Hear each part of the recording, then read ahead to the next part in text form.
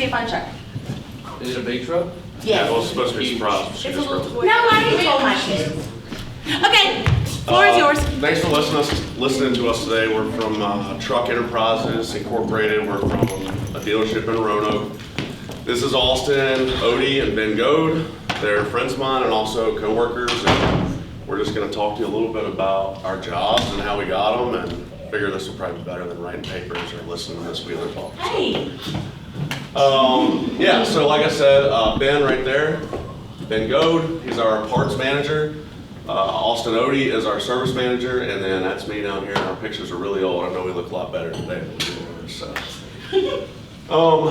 Yeah, so we're just gonna talk a little bit about ourselves and how we got into the business we're in, which is commercial trucking. Like I said, we're with a dealership. We represent Kenworth. So just some quick points on myself. I sell new and used trucking, so the easiest way to describe it, I guess, would be like cars, but it's a lot different than selling cars because every truck we sell is different. They're specialized anywhere from concrete mixers, which is what I brought here today from a local company. You guys have probably seen it riding around town. To dump trucks, to wreckers, to tractor trailers like you see going down 81 that deliver your groceries to Walmart or Sam's or wherever. But yeah, I started this in 2014. I had no prior experience. I am a proud alumni of Franklin County High School, 2007. I went to Methodist University, which is a small school in North Carolina, for something totally unrelated to what I do now. So there's different kind of ways, I guess, you can get into your career. You guys are still young, you have a lot of time to figure it out, and you might not know that you figured it out until you're like 5 years in, like me, and you realize, oh, I think I want to do this. So Mrs. Wheeler asked me to talk about all of our salaries and how we get paid. So my position specifically is 100% commission based, so I get paid on everything that I sell, volume wise and profit. So the more money we make on a truck, the more money that the dealership makes, the more money I make, and vice versa. And then, next. And then Austin. These are all seniors, right? Yep. Yeah, all seniors. How many of you all know what you're doing next year, after you graduate? How many are going to college? Anybody going to the military? Okay. How many are going straight to work? You know what you're doing for work, for the most part? Okay, so when I graduated high school in 2013, I was that guy that raised my hand for going to work, going to college. No clue what I wanted to do. I went to the world of retail, and I was a store manager at Finish Line inside Valley View Mall. Wasn't what I wanted to do, and truth be told, 5 years ago, this is not what I would told you I'm doing now. But through building relationships, customers, these two guys right here, you know, this is how we ended up in the position we're in. So basically, if you don't know what you're gonna do right now, 5 years from now, don't worry about it. You're gonna find what you wanna do. That's my experience. Before that, I couldn't tell you what a Kenworth truck was. I couldn't even tell you the first thing about a car. Now I'm the service manager. I still learn something new every single day. But that's how it is. You know, you're going to go to work every day, and you're going to learn something new. Whether it's from Luke, from Ben, from one of the guys you're working with, from your corporate office. You know, always go into everything with an open mind. You never know what you're going to learn, who you're going to meet, who you're going to talk to, who you're going to see. So those of you that don't know what you're going to do, don't worry about it. You're going to figure it out. You're going to find your calling, and you're going to stick with it. But for me, as far as my pay goes, it's kind of like Luke. I'm salaried, but we also have performance-based bonuses. So the more work we put out the first time, not come back, you know, the more money that goes in the dealership's pockets and in my pockets. So. And we'll talk about each of our departments later on as we go through this. We just want to give you a basis as to where we're going. And then next is Ben. Ben is our parts manager. Ben? I've been parts manager. I've been with Truck Enterprises since 2017. Unlike these two, I've actually had some experience in the industry. My father has done this for the last 30 years in the parts department with multiple companies. So I kind of grew up with it, you know, not like these two, not anything I anticipated doing when I graduated high school. You know, I wanted to go to college and do basically anything else than what I'm doing right now. So growing up, my parents and stuff, working, 2 or 3 jobs, I'm like, I don't want to do this. So I was like, I don't want to do anything else but work at a truck dealership. So I went to college for 2 years, went to Virginia Western, didn't graduate. I got like 3 classes left basically to get my associate's degree, and I just said, I'm tired of school, So went to the workforce, started working out with VDOT through their subsidiary Mancon in Lynchburg. Did that for a year and a half. They went a different route with the contract negotiations, and my position was eliminated. So back to square one, I'm looking for a job, and Truck Enterprises was hiring for a second shift back counter position, 3:30 to midnight. Me being a young 20-some-year-old was like, shoot, yeah, don't have to wake up early, work till midnight, turn 21, go to the bars and party, whatever you wanted to do. So I really wasn't, at all in the base of it. Grew within the company. I've done basically just about any job in the parts department you can think of. Delivered parts. Was an outside salesman for a year and a half. Worked the counter, first and second shift. Done inventory control. So I've done about it all. I took over as parts manager in 2020 in the heart of COVID, so that was great, fun experience for me. But I've been in parts manager for 3 years. Contrary to belief, I went to Liberty High School, class of 2014, not Stanton River. I didn't mean to change it, actually. And so I graduated in 2014. And then also saying salary plus performance-based bonuses. But that's about it. So. Yeah, so basically I think what you can get from all of us is that despite Ben having a little bit of experience, but even he said he had no plan of doing this, we all just kind of took our lumps and took what came to us, I guess, if you will, in terms of a job, tried it out, not knowing it was going to be something we wanted to stay in. And now I think, without speaking for all of us, it's an industry that we'll all be in until we retire, hopefully. Because that's the other thing. We all had very limited or no experience, and without sounding like we're tooting our own horn, Ben is one of the best parts departments in our company, which we have 33 locations. Austin, I think, is maybe the best on the East Coast. We'll talk more about that. We have some locations in the West, and in 2021, I was the #1 salesman for all of our locations. So we've done well at it, and we had no idea that we were going to end up doing it. So by broadening our horizons a little bit when we were younger, it ended up being good. All right, next slide. Anybody got any questions before we get into this? Throw you some candy. Ben will throw you some candy if you ask a question. Well, I ate it, so either one. I mean, clearly, Hey, questions make this easier for us because we do not public speak every day. Yeah. So, maybe take the load off a little bit. They all have 3. They all have 3 questions. Everybody's. Per commission. We get a certain percentage of what the truck sells for. So our trucks, they sell anywhere from $150,000 to $300,000. The truck we're about to see is almost. Oh, much more. Often is it? But then you never have to. accident report. Anybody else?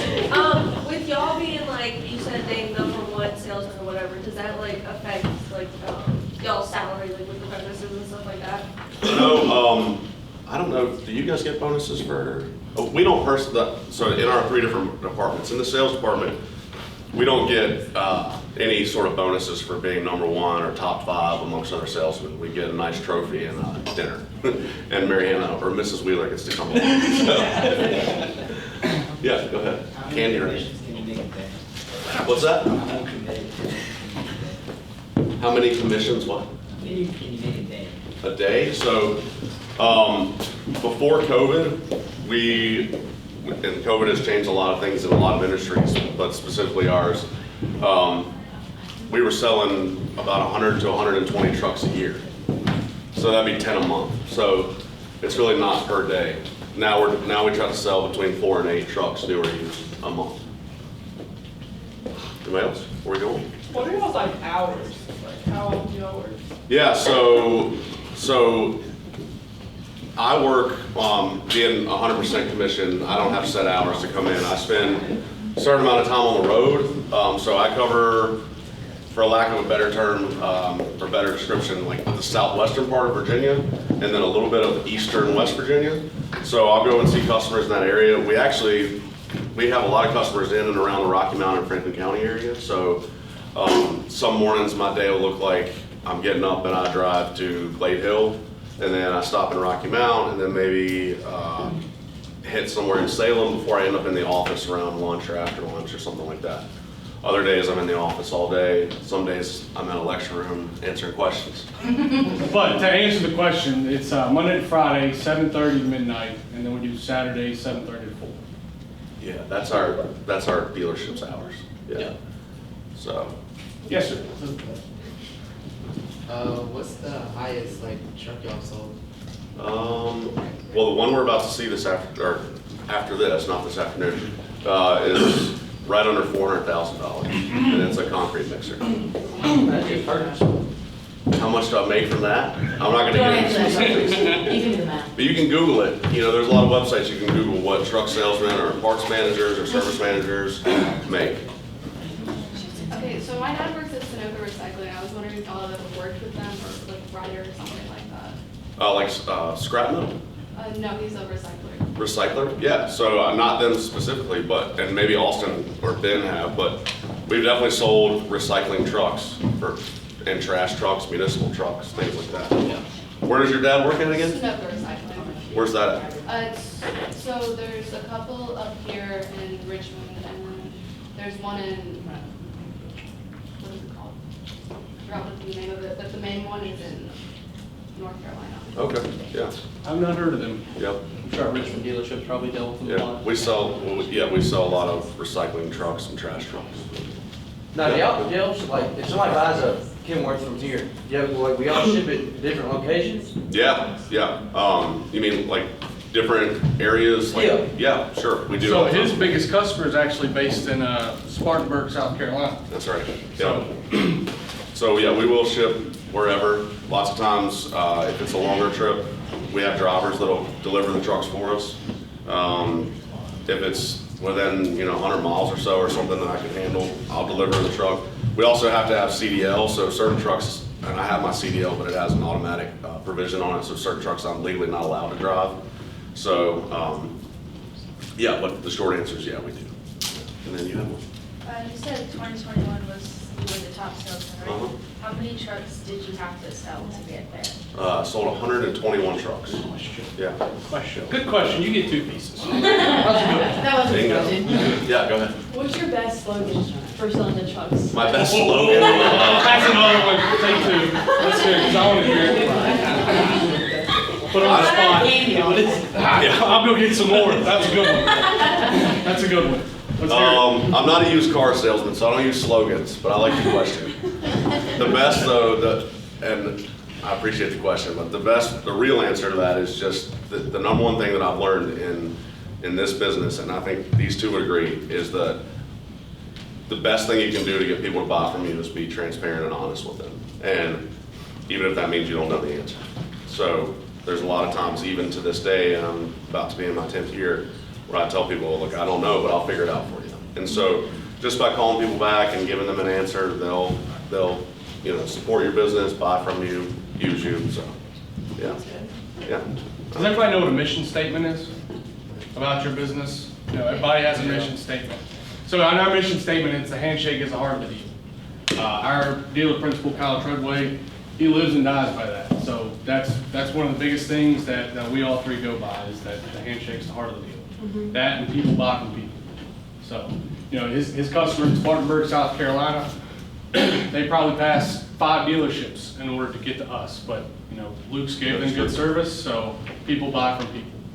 Yep. All right, let's go to the next one here. Thank you all for the questions. Did we do this one? Oh no, we didn't. So we talked a little bit about it, but so again, we're a commercial heavy-duty truck dealership with 3 full facets being parts, service, and sales. We represent the Kenworth Truck Company, and some of our locations represent Isuzus. You guys know what Isuzus are? Little small cab over box trucks. Yeah. our dealership does not have that line of trucks. So we just represent Kenworth, the three guys talking to you here. And then we do have 33 locations nationwide. There are, we're gonna get to them if you go to the next slide. I think it'll show you. Yeah. So we are the third largest Kenworth dealership in the United States. But that is because we merged with a company that's based out of Salt Lake City, Utah. These right here are the core branches that have been around for 60 years on the East Coast. So our corporate headquarters is in Harrisonburg. We have a location in Chesapeake. We have TRP is stand for? Trusted, reliable, proven. I don't know why. It's parts. It's just a parts only store. Kind of like, so the other 7 dealerships are full-fledged. They're parts, service, sales. The TRP stores are just basically parts. I mean, you'll come in and just deal with kind of like a Advanced Auto Parts or a Fleet Pride if you're. But for heavy duty trucks. Just for heavy duty trucks. Yep. I put him on the spot with that acronym, and he got it. Y'all see that? Lynchburg, Manassas, Richmond, Roanoke, and then we have a place in Hagerstown, Maryland, and one in Kaiser, West Virginia. Anybody ever been in Kaiser, West Virginia? You might know where Kaiser, West Virginia is. Nope. It's 2 pieces of candy if you get it right. Where at? It's in West Virginia. It's not wrong. You're not wrong, but you're not right. It's just so in the middle of nowhere that we always find it interesting if people have actually ever been there. So, all right. But we're also now in Idaho, Utah, Nevada, Washington, Oregon. Las Vegas. Yeah, so. Okay. All right, so I'll read this out loud. Does anybody want to read this out loud for us? I'll give you 4 pieces of candy. 5. All right, go ahead. What's your name? I'll read it if you give me a hat. I will. What's your name? Noah White. Noah White? No, we stand up. Noah's going to read it for us. Go ahead. No, you can read. In 1961, Dwight Hartman, a small businessman from Harrisonburg, Virginia, traveled to Seattle, Washington to sign his first Kenworth contract. Now 60 years since the cross-country trip, Truck Enterprises has grown to include 8 full-service commercial truck dealerships. In 2020, we joined with Kenworth Sales Company, which includes 23 additional locations in 7 Intermountain West states. Together, we are 31 locations strong to serve our local customers in the Mid-Atlantic and Intermountain West. Since the beginning, customer service has been a top priority, and today, over 60 years later, our values haven't changed. Superior customer service is ingrained in everything we do. Our highly trained workforce and dedication to innovative services provide your business with the support it needs. As a Truck Enterprise customer, you receive special attention that you won't receive anywhere else. We're honored to have you as a part of the Truck Enterprise family. Awesome, thank you. That is, that's right off of our website. That's just a brief history. Dwight Hartman started the company, and it was family owned until 2020. It's still family owned. It's still family owned, but by a different family, Different that's family, right. yeah. Okay, and then so about Kenworth Truck Company. This is straight from Kenworth's website. It gives a brief history. The company started in 1923. You can do math, or if you picked up on that, this year would be our 100th anniversary. So, been around a long time. Harry Kent and Edgar K. Worthington came together to tackle what many thought an unsolvable problem, to help Pacific Northwest loggers as they struggled to haul heavy loads down tight, rugged, muddy logging roads. By walking in these loggers' muddy boots, driving those slippery, winding mountain roads, they produced a truck as rugged and dependable as the loggers themselves. Kenworth has been innovating to solve our customers' biggest transportation challenges ever since.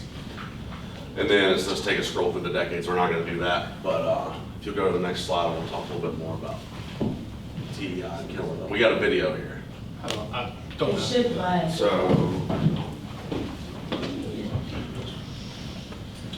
There it goes. nice. We got volume. Wait, hold on. I turned the volume down. There.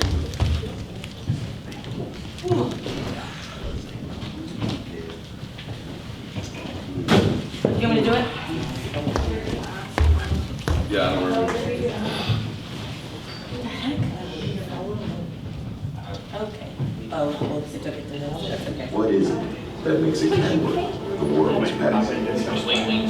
It's not just, No. What's wrong? I narrate that whole meeting. You can read it. Until narrate. Sorry, guys. We practiced. Yeah. This didn't happen to us in rehearsal. Yeah. It didn't. I didn't have no rehearsal. It's okay. Okay, there we go. what is it that makes a Kenworth the world's best? It's not just about getting the job done or hauling goods from point A to point B. It's always been about something more. It's about a drive that runs deep in our DNA to solve the world's toughest transportation challenges. Our drive to improve, to innovate, brings out our best every day. That's why we examine every detail, never settling, always innovating, to make a truck that can last, year after year, mile after mile. To deliver in the harshest conditions, on the toughest roads, with the heaviest loads. You can count on our people and communities to deliver an unprecedented level of dedication and a pride behind every truck that rolls off that line. Yeah.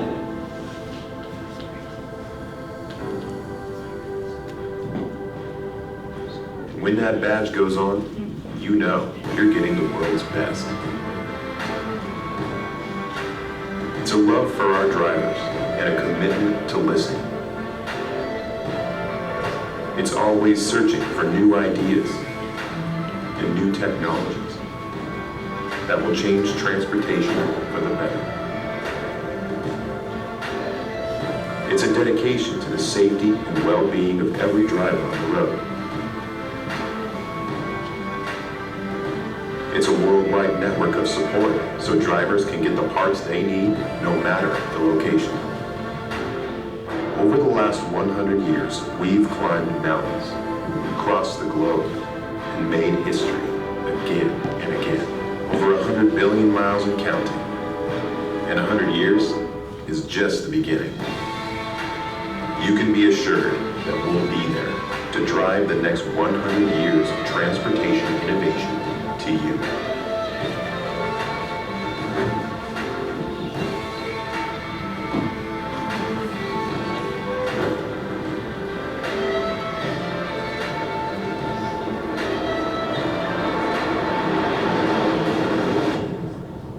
Kenworth, the world's best. That factory they showed a lot of clips from is in, we have 4 factories in Canada, Mexico, and the United States, but that main one is in Ohio. They make, during their peak, they're making about 750 trucks a day there.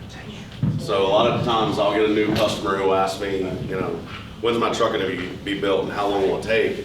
And I'll say, well, it's gonna be built on October 1st and it'll be done on October 1st. So I got to go there once and watch them build one from start to finish, and it took about 6 hours, and we followed it down the line all day, and that was pretty cool to see something that big, which again, we're gonna see one here in a minute, get built that quickly with machining and tooling, but also people. That's pretty wild. Do they like build the trucks like it's like a conveyor belt and like everybody has like a different station? Yeah, so yeah, a lot of it is. So most of it is, but a lot of it is machine tooling as well too. So robots are doing a lot, just like most manufacturing facilities. There's some sort of robots. The same goes for Kenworth. But the final pieces, once they have the cab sitting on the frame with the tires and wheels, there's people like you guys or like me putting dash panels in, putting wiring harnesses in, hooking up the steering wheel, setting the radio, setting the seats, carpet in the floorboard, all that stuff. So a lot of that's done by humans. I have another question. Yeah, So I go saw for it. that it mentioned like the safety features and stuff. Like, is it like, say like a car that has like the lane thing? Lane departure. Yeah. Yeah. Do they have like that? So that's pretty new for commercial trucking, but it does exist. A lot of truckers don't like it for a lot of reasons. There's a lot less, how do you say, there's a lot less room for a commercial truck in your standard 2-lane highway than it is for your Toyota Prius. So when they hit the line, which is often, that thing's beeping in their cab, letting them know they're going out of the lane. So it gets on their nerves, but it is around and it does exist. Anybody else? All right, so now that y'all know about Truck Enterprises, we're gonna talk about, and Kenworth, we're just gonna talk about a little bit about what each department does every day. So I just gonna go through them. We'll let, I think, Ben start, but we got parts, service, and sales, and over here on the right is just a lot of many different brands that Ben's parts department sells, represents. The middle picture is just kind of a generic picture of one of our shops, just to give you an idea of what our service department looks like. And this is one of our new 100th anniversary trucks from 2023. So, next slide. Austin's. Oh, this is me. That's you. So in the service department, we perform the work on the vehicles. Luke sells a customer a truck and his check engine light comes on. He's gonna call us, gonna bring it in, we're gonna hook it up, troubleshoot it, diagnose it, replace the parts as needed. And it will do anything as from replacing an engine, replace a transmission, replace after treatment. We won't replace your tires and we won't replace your window. But luckily for our sales department, they make a lot of mistakes and we get to do other things such as move the axles back, install exhaust pipes. What else is that stuff that we have to do? Yeah, so, no, but wow. Luke will sell the first truck to a customer, and then Ben and I will sell the rest of the truck. So providing service, providing parts is how that customer is going to want to come back. As I said earlier, people buy from people. That's right. People think of the service department as just nasty, dirty, hooting and hollering, cussing, yelling, loud noises, but all that's true. But at the end of the day, we have one job, and that's to service the customer. Everything we do is based around safety and customer service. The last thing we want to do is provide more downtime for that customer, because if that truck's not moving, that guy's not getting paid. Each truck you see with a trailer on the back of it, 9 times out of 10, they're getting paid per mile. Time is money. Time is money, that's exactly right. Every mile that truck's driving, that guy's getting paid per mile. He doesn't get paid per hour like we do. So our 2 biggest things are safety and precision. We want to make sure we get it done right the first time, and we want to make sure we get it done as quick as we can, but as safe as we can. I just want to say one thing to interrupt. So, one of the main differences between, and Austin talked about it, but just an example of his shop versus the shop that maybe you take your wife's Mustang to. When her Mustang's broken, she can't drive down the parkway on the weekend with the top down. When someone's truck is broken, they might not be able to make money and they can't feed their family, or they can't get groceries to a town that really needs groceries. So it's very important that we do everything we can to get things back up on the road. And that's what Austin's in charge of, and that is, to an extent, Ben is in charge of too, with his parts.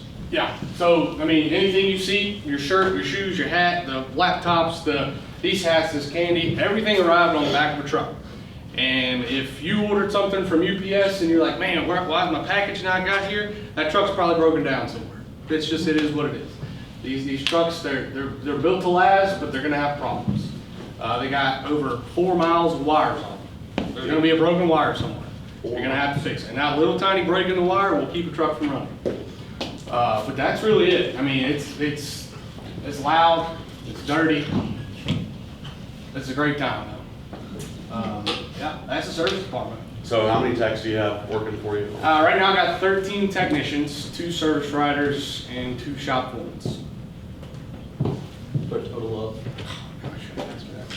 Quick math on that, 17 employees, plus myself. And they're working 7:30 to midnight every day except Sunday. Senator Austin doesn't work those hours. No. He might if he needs to. Well, yeah, but he Yeah. doesn't every day. I'll work Austin till as the a whistle blows. Austin as a service manager works more regular hours, but we have to do. There's not a time where I don't have 15 notifications on my phone with emails and text messages and phone calls. Trucks are always running. You can drive down 81 north at 4 o'clock in the morning and there's gonna be trucks on the road. It doesn't matter. The trucks are running. When they're running, we're working. Questions, comments, concerns? Yes. Do you guys ever interact with like dealerships for smaller vehicles, like off the board?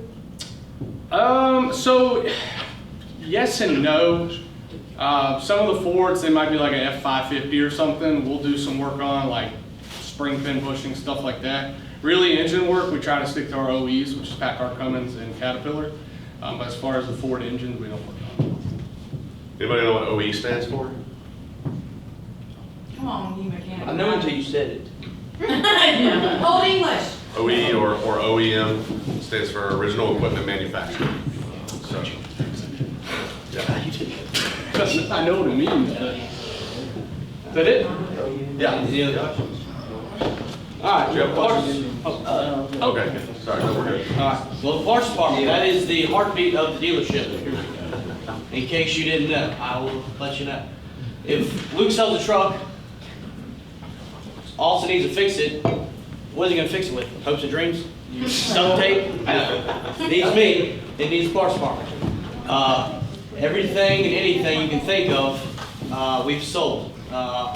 From mirrors to paint to, like I said, duct tape, zip ties, you name it, we can sell it. But if a customer needs a part and we can't find it, that's where my job comes in. I've contacted, I'd probably say in my 3 years as parts manager, probably 100 different Kenworth dealerships without the country. Between California, Canada, I've even called to Mexico a couple times. The language is not very solid. But like I said, if somebody's got a truck, like I said, got a truck down, they gotta have a truck back on the road, and I will do anything in my power to get that. Just because at the end of the day, that's someone's family, that's someone's livelihood. I mean, that's, you know, so if that truck is not back and running, you know, you just any possible scenario could happen, but that's someone's livelihood. You know, we want that to be back on the road as quick as possible. Other thing, I mean, in the parts department, there's myself. I've got 17 employees, and you know, crazy to think I actually have 2 women in the parts department. I know that's not a big thing you see, but I do actually have my inventory control manager has been with me for, not me, but we've been with the company for 23 years. And then I've got a warehouse manager. She's been with me for 4 years. And they're both great. I mean, you know, you really don't think about women being in this industry, in this workforce, but she keeps the warehouse in tip-top shape. It's never been cleaner since she's taken over. And then Dreama, she does my inventory control. And if anything needs to get ordered, she handles it. She takes care of all the shop stuff, all the back and front counter stuff, all the outside sales guys. She does a lot. And you wouldn't think about that as a woman being in this industry. But it's kind of broken up. I've got 4 delivery drivers. They're just basically run of the mill. I mean, the parts department's kind of tiered. You know, I got my delivery drivers. They're going to be the lowest paid. They're going to be, you know, the guys who are visiting customers every single day, delivering parts. They come in, they do their job, they come back to the dealership and they go home. And there's not much expected of them. More normally, it's a bunch of older gentlemen, but that doesn't mean that young people can't start and grow within the company from there. Then we've got our counter guys. I've got 3 of those. I've got a kid who's 21 years old, and I've got a man who's 78. So it's a broad range of age groups between that. What's a counter guy do? So For counter guy, people that might not- if no one knows anything about parts, customer call in, say, hey, I need X, Y part. He'll contact the counter guy. He'll use our lookup application system that we have through Kenworth. As long as you can give him the VIN number, anything that was built or Luke ordered on the truck will be on this breakdown. From wheels, tires, control knobs, seats, anything you think of that's built on the truck, it's going to be on this sheet. And the parts department can look down that sheet and see everything that was built on. They can look at every single part that you need. It is tricky, I'm not going to lie. It takes a lot getting used to because the system that we use is built in the early 90s, so before any of y'all were born. So it's definitely a lot to navigate, but that's what my counter guys take care of. They're the second tier. Then I've got the outside salesmen. I've got 3 of those, and they're kind of the Salesman of the company. they are the salesmen of the company. They help with sales related issues. They promote service when they're out visiting customers, but they're normally not at the dealership. They're out on the road. They go from our territory includes all the way up until Rafine, Virginia, and all the way down into the North Carolina line. So I've got 3 different salesmen each day going to visit different customers in each pocket of Southwest Virginia. So they go visit customers, promote weekly sales that we have, deals that we're going through. We're trying to push out old inventory, trying to get rid of it. They do that. They're kind of the face of the company. When obviously me and Austin or Luke can't get out of the dealership and visit customers ourselves. But other than that, that's basically the gist of the parts department. Do you have any questions? What's your favorite part about the job? Definitely the customer reaction, customer relationships. All the other stuff, honestly, I could care less about. It's kind of a pain in the butt, to be completely honest. But I love customer service. I've talked to multiple customers at 2 or 3 o'clock in the morning. I've gotten up in the middle of the bed, went and got parts for customers to get their trucks back on the road. Then that really, they appreciate that more than anyone will ever realize. I mean, just for them to get back on the road and help out and do their part moving freight, it's a really big thing. The customer service aspect of it is my favorite by far. But just dealing with them, dealing with customers, with their. Yeah, question up here. What part do you think you sell the most? Depends on the day. Yeah, it just depends. With parts, obviously there's a lot of moving pieces on a truck. Just depending on the month, the year, the season, a lot of things can break. I know last year, in the middle of summer, we had a lot of depth level sensors on the trucks. Those, we went probably through 100 a month, maybe, if not more. So you got Class 8 trucks, which are your really big ones. You got Class 5, 6, and 7 trucks, which are medium duty trucks. So they're all different. You can have your turbo on a Class 8 is this big. Your turbo on a Class 6 is this big. So, I mean, you would say probably a clutch is one of the most common parts, but they're all so different. You got 18 speed, 10 speed, 13 speed transmissions. They're just, nothing on one truck is the exact same. But what about probably wear parts like brake drums? Yeah, brake drums, brake shoes, your big wear items is probably gonna be the most fast movers. But like Austin was saying, you can have, Luke can spec out a truck. He can spec out 20 of the same truck. Okay, you can get those in. But that 21st truck, he can change the transmission, he can change the clutch, he can change the differentials, the engine. And it's a completely different setup now for the parts department. So it's not like a car or a truck where they have your run-of-the-mill stuff, they send it through the factory line. There's so many adaptations to trucks that you can change. It's just crazy what you think. I mean, you can go from one day I could be looking up parts for a 2000 model W900, and then get a brand new rollback that's a 2025, and it's got some similar things, some not, but it's just crazy the amount of parts that are different on all these vehicles. It's like the the most expensive thing to sell. The most expensive thing? Probably the DPF systems. Well, That's a money guy. He likes to know how much. we can sell you an engine. Yeah, I mean, obviously the engine's gonna be the most expensive just because it's the heart of the truck. Yeah. But common items that fail a lot is gonna be your DPF and your after treatment system. So you can probably buy an after treatment system, which is a DPF, DOC, SCR. You're probably looking $20,000. $1,000, Yeah, and then if you wanted an engine, you're probably 55, 60. 55, that's just pockets. Yeah. for a new engine. Yeah. Don't give him more. How are y'all affected by like the shortage of parts? Who asked that? Give her like a good Yeah, question. she's crushing Give it. her Right? 100 feet. Mrs. Wheeler, she needs like Oh, an A that's plus. Machine's, Machine's- Machine's class. She gets an A plus She for gets the extra day. credit for this. She's asking good questions. That was a great question. Yeah, that is an awesome question. So since the heart of COVID, when I took over, you name it, there's been a shortage of. I mean, we've had shortages of filters. I mean, it's air filters. Something that's on every single truck that goes down the road, there's been shortages of, just due to other constraints from supply chain. So we've had a huge problem with that. Right now, we're dealing with a lot of electrical components with the chip shortage and stuff. ECMs, shift stalks, a lot of different things. So there's probably been thousands of parts that have been delayed or back ordered due to the shortages of supply chain issues. Something you probably didn't think of when you went to the store and you didn't see milk on the wall. That was probably because the truck was unable to move it because they couldn't get the component to get that truck moving. Yeah.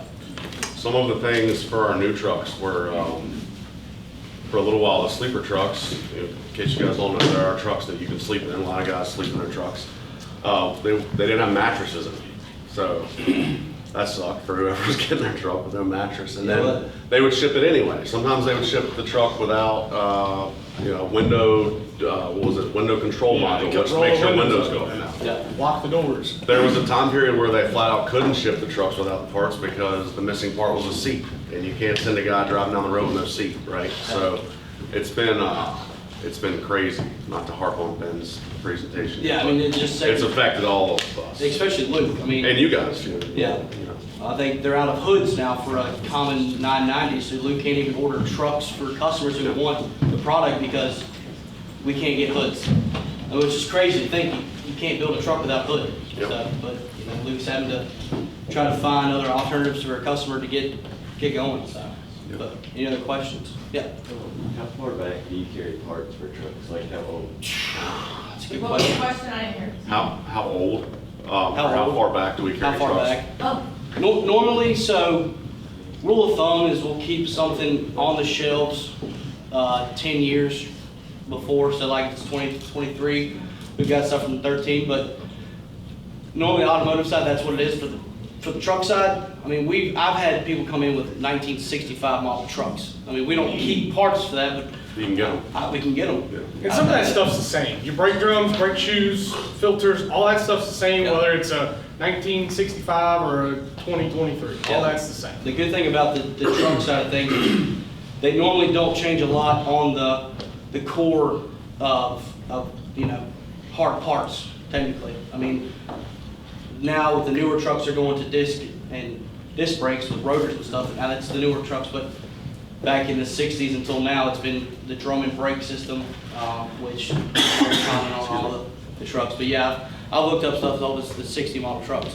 And not even the Kenworth. Some guy, a buddy of mine, had an old farm truck. He said, hey, I need a water pump for this thing. It's got a Cummins engine in it. Well, they think since we're a Cummins dealer that, hey, yeah, we got two on the shelf. It's not ever the case, you know? Yeah. So actually, I did find one for him out in Utah, actually, just by the luck, and we got it squared away for him. But like what I was saying again, customer service, like you wouldn't imagine how happy that guy was to get that truck back on the road. I mean, just at the farm to haul hay and stuff. So, but, yes, ma'am. what is the average mileage you see most of these trucks getting a year?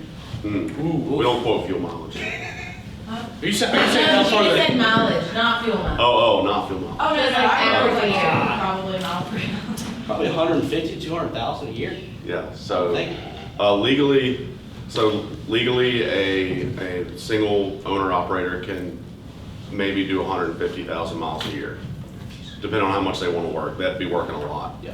We do have a customer in Max Meadows, Virginia, who runs teams. So that's just a big sleeper truck with, a lot of cases, it's husband and wife. I don't know that Mrs. Wheeler could hang out with me that long in a small sleeper. In the truck. But what'll happen is the husband will drive until his time is up, and then he'll go to sleep, and the wife will hop in and she'll drive. Yeah. Those trucks do 250 to 275,000 miles a year. Yeah. Some of the major fleets will have 4 people in the trucks. They'll have one in the driving, one in the passenger seat, and they'll have 2 mattresses in the sleeper. So one's up on top, one's on the bottom, and that truck's constantly moving. Yep. I mean, from here to California and back, they can make a trip, no problem, because they got 4 guys. The general rule of thumb is that a new truck can make it 1 million miles before it needs major engine work. Yeah. I'm taking a truck on trade this month that's a 2022 model with 520,000 miles. So it's a lot of miles. Yeah. Any other question? Have you guys ever seen, well, I mean, obviously the TV show Iceberg Truckers, I'm just so fascinated with it. Have you ever had any go to Alaska or anything? Yeah, we've actually had a lot, when we were a Volvo dealer, we had a lot come from Canada and Alaska up through there, and you could just see the difference in the wear and tear on trucks that are in Canada and Alaska that come down here in Virginia and up north. It's just crazy. It's covered in sand, snow, there's just rust everywhere. So it's just, up north takes a lot of toll on these big Some of trucks. our medium duty trucks are made in Canada Yeah, and in Mexico. yeah. What time's the bell ring? 10. Okay, 35 so, minutes. Yeah, let's- 34. okay, so we'll roll through these next slides. We have some stuff we want to show you guys, and then we're gonna look at the truck. So thank you, Ben. Just a little arrow. I think so, yeah. All right, so now that you know what we all do, I think all of us can kind of pitch in here and talk about some of the trucks we've done work on in our shop. So I didn't sell this particular truck. This is what year model is this? This one was a 2004. 2004. Yeah. So, but this is one of our new truck customers in Martinsville, Hopkins Lumber Contractors. And they wanted us to restore this truck in our shop. So there's a lot of before photos. I didn't put them all, but the paint was really bad. It had been sun peeled. The tanks, these, I need one of those pointers. These fuel tanks and all the aluminum you see was kind of dingy. And what else? It was a 20-year-old truck, so you can only imagine, you know, the dirt and rust and dirty chrome that was on it. And he said, I want this truck to look brand new. So I think I got one more before picture. There you go, there's some more. Just some pictures, get an idea of what the truck, the frame, rusted in some areas. Yeah. And then this is what it looked like before we delivered it back. Yeah. Not blue anymore. Fresh. Painted it green, shined everything up. Ben ordered some parts, the shop put the parts on, A and lot of parts. customers happy. A lot of parts. And he still paid less than buying a new truck to do all of that work. You I know, won't tell you how much it was, but it was less than a new truck. Yeah, well, he overhauled this one too. Yeah, he rebuilt the engine completely. Yeah, so, it's a big thing with the parts department, with these trucks, like Luke was saying, going 1 million miles. After that, they hit their 1,750,000, 500. Instead of trading in for like a new vehicle, these guys will overhaul the engine. All new components, all the internals, sometimes a new turbo, new head if they need to. But basically, refurbish the engine, and then it's a brand new engine, and they can run another 400, 500,000 miles on that truck. So obviously the truck will be the same. The engine's refurbished. They'll put a new transmission or rears in, and you'll basically have a new truck. Obviously with this one, it's paint, but a lot of times these trucks are expensive. I mean, a brand new truck is what, $225, $225. So most customers have that kind of money laying around to buy a new truck. So what they'll do is they'll spend $35, $40 and refurbish the truck and keep it running for no truck payment. So that's a fun example. A lot of times Austin and Ben, they'll do work in the shop to the tune of $30,000 to $50,000, and it's all under the hood, and the truck's still dirty when it rolls out, and you would never know. But anyway, here's a new truck. This is right out of the factory. You can see some of the aluminum components still have the white plastic on it.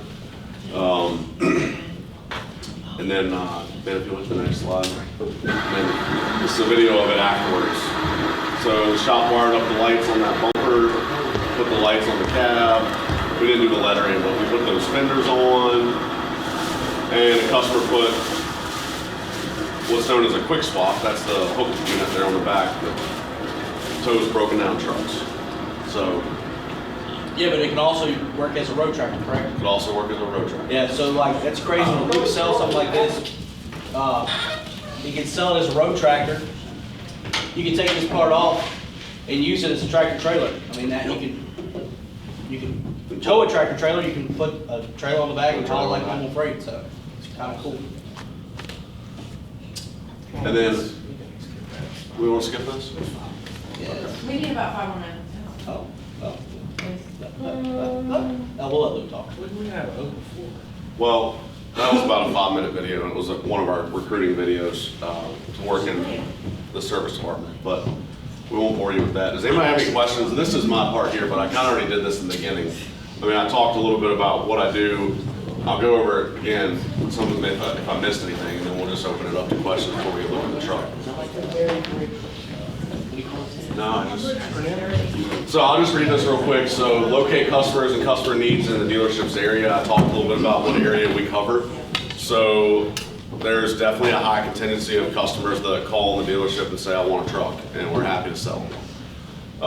When I was hired, I was told to be on the road 4 days a week and go knock on doors and let people know that we want to sell them trucks, which is a little bit different. And that's what we did, and we kind of built up our base from there. And any trucks we sell in our area then eventually get worked on in our area, and parts get sold in the area. And so you can kind of see how the cycle goes and how a dealership is profitable and makes money.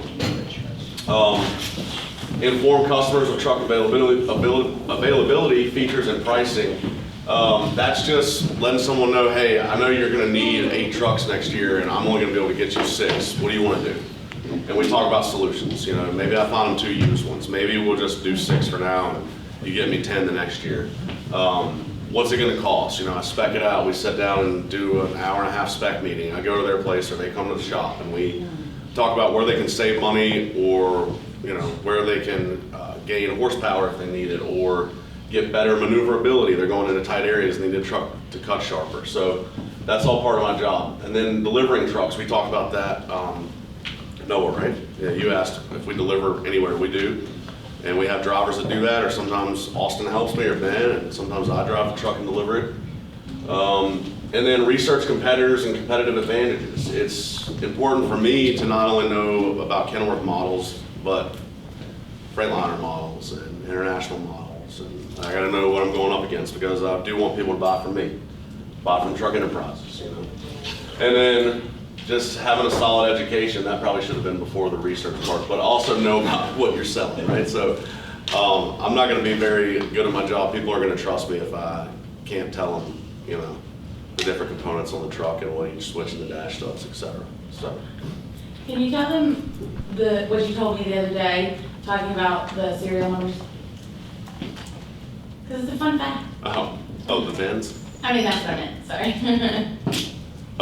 Yeah, so I was telling Mariana how I can't remember what she told me that we're doing this weekend, and then we get in a fight because I never listened to her. Y'all can laugh at that. I was hoping she would. I'm sorry. Yeah. What did I say? Mariana. Oh, sorry, Mariana. Mrs. Williams. But I can remember the 6-digit VIN number from a truck I sold in 2018. So, I think I have a few pictures here if we just want to look at some trucks. So here's some new trucks we sold. The one on the left is a big W9 heavy haul. This truck will haul massive transformers down the road. It'll be the ones with wide load trucks in front of it and behind it on the interstate. On the right is a local building supply store, kind of like Lowe's, but on a smaller scale. They'll be delivering trusses and beams and windows and doors to new houses and projects. Oh, this was one that the sales department messed up. Hey, so awesome. hold on. So these axles right here, they used to be up here. So in order for this customer to use that vehicle how they were buying it for, we had to move these 2 axles all the way back here, which then we had to extend the drive shaft, and we had to do a whole bunch of modifications in order to make this how the customer wanted it. So. That's right. And then we did a team delivery on it. Everything we try to do, we try to do it as a dealership. The United Front. All right, next. And it's always very good with somebody stood by yourself. That's right. Exactly. All right, so this is pretty cool. This is the same customer we showed you before and after. This is a Hopkins lumber truck. This is a 100th anniversary edition W900 Kenworth. They made 900 of these. That's it. They're all individually numbered. So you can see a little bit of the interior there. That paint job is custom to the 100-year anniversary trucks. That's a picture of the dash. The next slide will show you what it's like looking out the hood of this truck. So that's standing in the sleeper. It's a pretty cool view there. I always like to get those pics when I deliver trucks. All right, next. PRS, Paul Shavley is right here in Rocky Mount. You guys might have seen this truck riding around. This is another heavy haul tractor. And then Brooks Trucking in Glade Hill. That's Andrew Brooks. He's the owner operator. He's got about 15 trucks in his fleet, and he is 16. 16 trucks in his fleet, and he is 30 years old. And he went to He and I school graduated together. went to school right at Frank County High School, and didn't go to college, started out in farming, and owns his own trucking company. And then here's a couple of twin trucks, or sister trucks, if you want to call it, that we delivered to a company in Princeton, West Virginia. Small little dump truck for an excavating company in Roanoke. And this is a company in Boone's Mill, KL Foley, Kenny Foley. He runs these trucks out of the Rocky Dale Quarry in Roanoke. And then Austin mentioned our customer, Spartan Tank and Trailer in Spartanburg, South Carolina. They make LP trucks, or liquid petroleum. They haul fuel. And that's one of the trucks we sold them. And then this is another picture of a 100-year anniversary truck, special paint job. This is off Kenworth's website. This is not one we sold. And then, yeah, last slide. Anybody got any questions? Any questions before we go outside? Yeah, we go right here, and then we'll get to you guys. What do y'all do if y'all ever have like an accident like on the highway or something, or anything like that? Like if we're delivering a truck? Yeah, like if something like a car hits or something, if y'all ever had that happen? Yeah, I've never had that happen. We're very careful. They're not gonna be in it right there. I know, good calls. Same as There's extra, I mean, yeah, you do the same thing you did if you got in a car accident. You probably call the cops and your insurance company, but, well, and if you did it while you're on the job, you'd have to then come back and take a pee test and make sure you weren't drunk or high. But that's normal for any job you're gonna be moving equipment, so. But yeah, you're extra careful. I mean, these guys follow me if I'm driving the truck and I stay in the right lane. If it's 55, I do 54. So we don't wanna hurt the new truck before it gets to where it's going. Nice. Right. How many gallons can an LP truck hold? So that tank right there that you just saw is 4,500 gallons, and that's pretty standard. They go as high as 6,000. Yep. Go ahead. Y'all have like y'all sell trailers, or do you have a partnership with someone that sells trailers? No, that's a good question though. We don't sell trailers. Trailer dealerships are their own. So we don't have a partnership. It probably behoove us to do that, but a lot of truck dealers don't, for whatever reason. It's just kind of an industry standard. Just interchangeable with any trailer? It is, yeah. So you would buy a truck from me and then you'd go and source your trailer from somewhere else. Yep. What's your favorite part of your job? Favorite part of my job? I was gonna say this earlier. I think someone asked Austin. Yeah. I really like speccing the trucks out, building them, and then ordering them and seeing how they come in. Hopefully they're right. It's nerve-wracking, but also fun to see something you worked on with a customer actually get priced out and ordered and built and delivered to them, and then put in service. So. You might already want to, what all benefits do you offer? Is like healthcare, anything like that? I'll let one of y'all handle that, because they're managers, so they, I mean, I have benefits as well, but yeah, we have healthcare, dental. Yeah, health, dental, vision. the big- 401k. Big three. 401k is probably one of the best, from what I've seen in this area. They do a really good match with their 401k. But yeah, basic run-of-the-mill stuff. If you're a parts service sales employee, the good thing about the parts department is you do get parts at cost. So like if you needed a part for, you got Cummins pickup truck, I can get you parts for free, not free, but it costs on that. And local, like working with them and local automotive vendors, we get a pretty good discount rate on automotive stuff too. So we work with Advance, O'Reilly's, Fisher Auto Parts. We get deals on parts for your own personal vehicle. So One benefit in the service department, if you're fresh out of school, I'll give you a tool allowance, buy the required tools that you need to do the job. yeah, and the other thing about the parts department, we do have monthly. I forgot to mention that.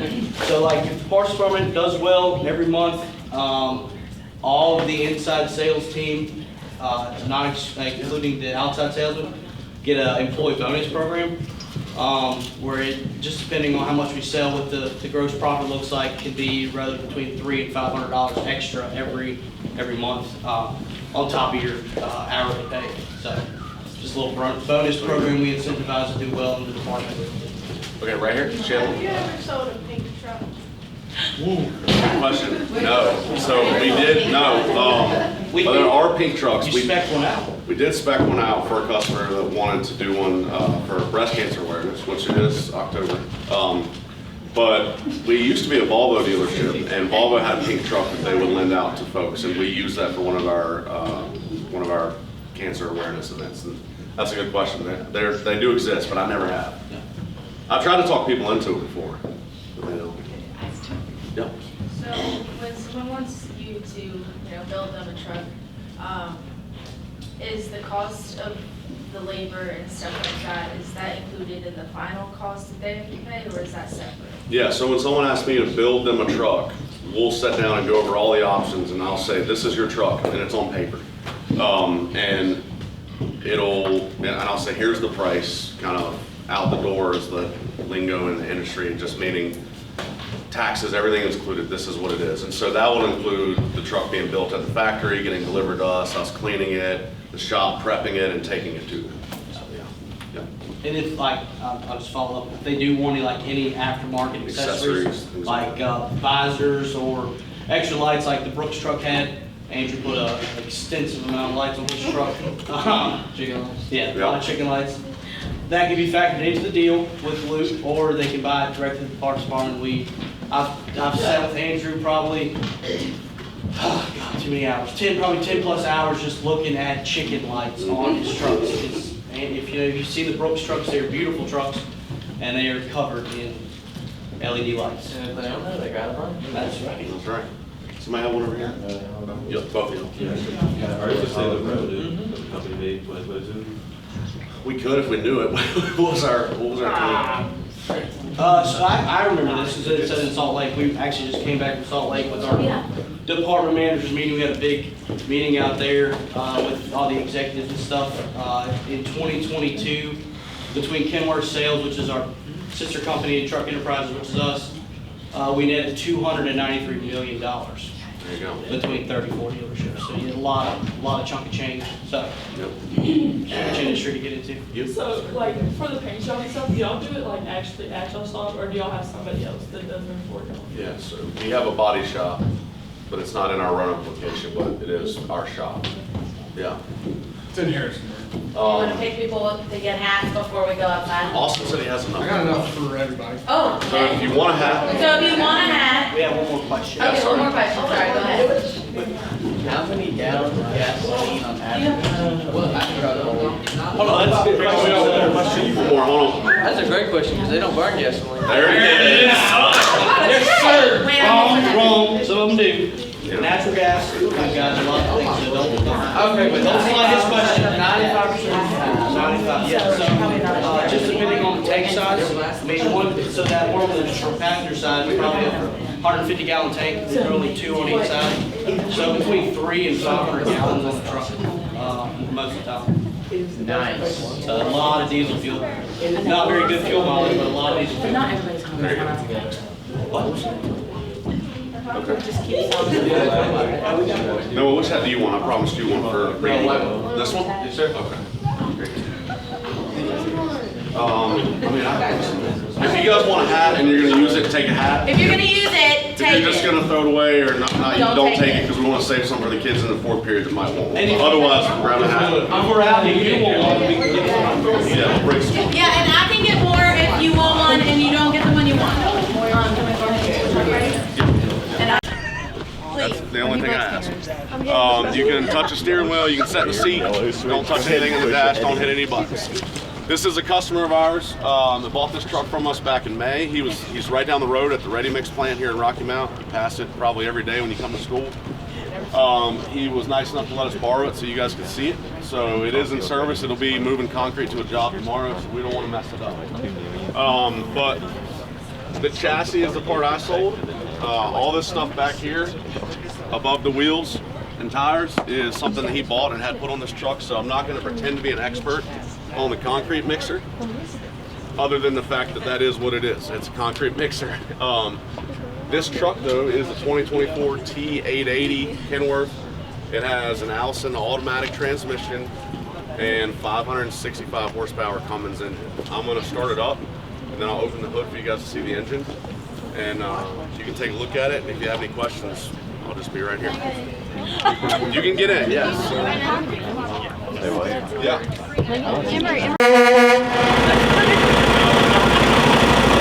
Don't honk the horn.